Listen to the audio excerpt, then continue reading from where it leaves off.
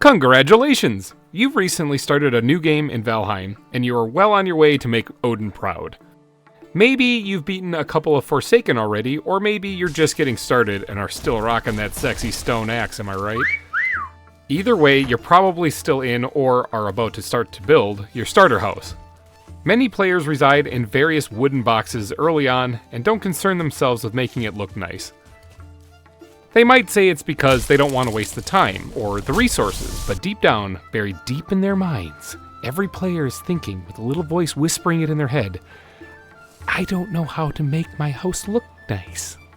There are a lot of things that you can do to make your starter shack into a starter home, and in this build tutorial, I'll be showing you how to add eaves, overhangs, and soffits to the roofs of your house.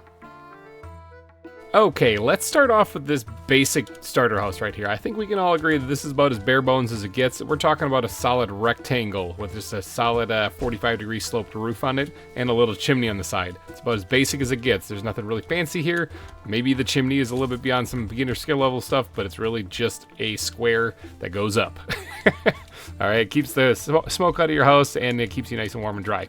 All right, so this is a very good example of a starter house, something you would build on day one. All right, so now what we can do to make this pop a little bit is to add the eaves on the sides of it and the soffits if we really want to. It doesn't really matter if you add the soffits or not, but we can add the eaves, the overhang basically of the roof. And now the way that you do that, the big trick, the way that you accomplish all of this is to pull out your hammer, okay? And then go to building and then grab the X shape here, the roof, or the wood roof cross, either 45 degree or 26 degree, depending on what, oh, that's not the right thing, depending on what you have for your roof. Now, we're using 45 degrees pieces right here, like that's the slope of our roof. And what you're going to do is you're going to attach it, see, it kind of freaks out a little bit, but you want to attach it right there, like right on the edge of your house. Looks really janky and bad, but don't worry, we'll be removing that. All right, you're going to want to do this on every slope that you actually are going to be adding an eave to, like that there too. And we're going to go around the front and add it as well there, or add it there as well, just like that. And now this looks really janky. I know this looks bad, but that's okay. We're going to fix it. Remember, the eave is going to stick off the side about a half a tile length, I guess, down, which is exactly how far that cross actually hangs down. Now, we're also going to extend it out the front of the building too, so the front and the back of the building as well. So what you want to do is you want to grab yourself this wood beam, 1 meter, and you're going to want to take this and you're going to slap that right on the front of that thing, okay? On all the sides of it. All right, and once you have those placed, go ahead and work your way up to the peak of the roof, okay? You can actually add one right there. And then keeping with not the X's, okay? Not the cross members here, but the actual original wood beams that were there. You're going to want to attach beams to this too. This will just add support to it hanging off the roof like that, all right? I should preface this as we get building here by letting you guys know that this is going to take quite a bit of wood to do these things, so make sure that you grab a nice little healthy stockpile of it before you get going here. You know, if you have a simple house like this, just, you know, a few stacks will probably do enough, but if you have something a little bit more complicated, you're probably going to need a little bit more wood. All right, now, grabbing the 2 meter beams, the wood beams here, you're going to want to continue this shape right off the front of this thing here, like so. Now, on this part particularly, we have it running into the side of the chimney, so we can just stop right there. We have to go onto the other side and do the same exact thing. But if you don't have that, you can just continue this all the way across. However, you are going to run into an issue with this being probably a little too heavy depending on the size of your build. So you might need to add some support beams in the in-between. Now, this house, this little starter shack here is actually not that big, so it's actually pretty easy. But if you do need to add some support beams, go ahead and match the angle wood beam that you're using. In this case, we're using 45, but if you're using 26, do that. Go ahead and attach that onto the sides of it. In fact, if you're doing this, and if you should so choose, you can actually continue that all the way up the side of your roof, because it kind of looks nice. So it's another little added detail that you can make to your house. In this example, I went ahead and added the slanted beams into the roof as well, because I think it looks really nice. So, all right, once you have that, you actually have the basic shape going. Now, you're going to want to also outline the front and back of your house as well by adding, again, the same angled beam that you're using. So for like the roof, so if you're using a 45, switch to a 45. If you're using a 26 degree, switch to a 26 degree. Now, if you're using both, if you're getting really fancy and creative, just make sure you follow the edge of the roof. Now, it's about this time, once you have the entire outline done, that you can probably go ahead and break those original cross beams that you started off with, okay? You can break those completely and then add in the angled beam that you normally would have there to match the rest of the roof. Make sure you do that on all the sides that you added the cross beam in there. Okay, if you've done this correctly, you should have this. Now, if you go take a walk around, if you break your legs and go take a walk around your starter shack here, you actually have a nice eave going around all sides of it here. This looks way better already than when it first started. You were living in a box, now you're living in a box with a sweet roof. Almost. It's almost done. You're going to want to match the roof piece, actually, with what you currently have. So just start on one end and put in the roof. Actually, you can actually stand on the edge here because you have the beams going across here. But go ahead and put in the roof pieces so that the roof extends down over the entire eave. And then once, oops, I fell right off the roof. Once you're once you get over to the part that's sticking out the front here, you're just going to want to match it up with the piece in front there like that. It'll overlap a little bit, but you know what? It looks fine. Look at that. It looks really good, actually.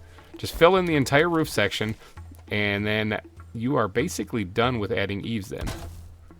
Alright, so now there you go, you got it done. However, if you did have these crosses up on the top, you can probably remove those because they probably look a little weird now. Go ahead and fill in the roof the best you can, the way that it kind of should look, now that those crosses are taken out. And you are done. You've got yourself eaves on your roof. Now, if you do, for whatever reason, want to add a soffit in this thing. Now, this house is a little short, so it's a little hard to do. But if you, like right now, this is an open eave right here. You can see the rafters and stuff. But if you do want to add a soffit, simply take these 1x1 wood floorings and just kind of stuff them up underneath there, okay? They fit in pretty good, but they fill in just very nicely in there. And like I said, it's a little bit of a shallower roof, so it's hard to see, but you can see what I'm talking about here. You got to get kind of underneath there best you can. Let me actually zoom in as close as I can get.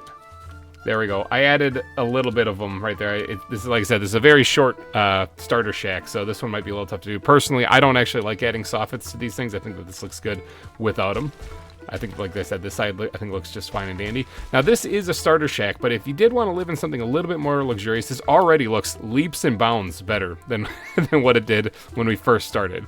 Because starter shacks are usually pretty boring, pretty basic, and they don't look very good, but this already, like I said, already looks better.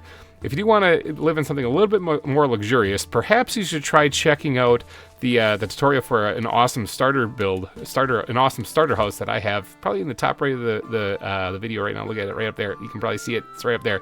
Go check that tutorial out, and it'll give you a really nice starter house that has like 30 chests in it to carry you late into the game, actually. You don't even have to call it a starter house. You can just call it your house. But I do have a variation of that starter house. I might have tweaked it a little bit, made it a little bit bigger, added a little bit more room, and it's a little bit more complicated. So let's go take a look at that first real quick and see what the change would be if I added eaves on that build.